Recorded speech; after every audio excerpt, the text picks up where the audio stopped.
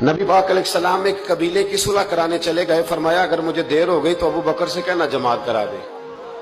जिस अबू बकर को नबी पाक मुसल्ले पे खड़ा करे वो वाकई सारी उम्मत के इमाम है, जिन्हें हुजूर मुसल्ला दे। अबू बकर से कहना जमात करा दे। हजरत सिद्दीक अकबर खड़े हो गए तो नबी पाक भी आ गए। जमात खड़ी हुई थी कि हुजूर भी पहुंच गए। शारहीन कहते हैं 3, 5 या 7 सफ़े थी सहाबा की।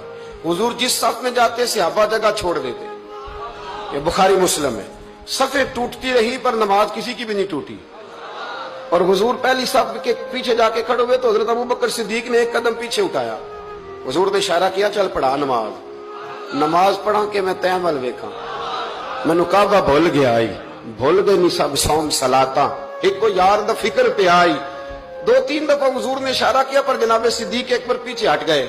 हुजूर मुसल्ले पे चढ़े नमाज पढ़ाई तो नमाज के बाद फरमाया जब मैंने जो कहा था। अब लोग कहते हैं हुजूर ने खुद ही तो कहा है। तो हुजूर फरमाने लगे अबू बकर जब मैंने जो कहा था कि जमात कराओ तो क्यों नहीं कराई, बुखारी है। हजरत सिद्दीक अकबर ने हाथ बांधे तो रो पड़े। अर्ज करने लगे हुजूर अब अबू काफा के बेटे की इतनी जरूरत तो नहीं ना कि नबी पाक के मुसल्ले पे खड़े होकर नमाज पढ़ाए। हुजूर पीछे हो और ये मुसल्ले पे नमाज, इतनी जरूरत तो नहीं ना। तो रसूलुल्लाह की मोहब्बत असले ईमान, ये जो मोहब्बत होती है ना ये शौक पैदा कर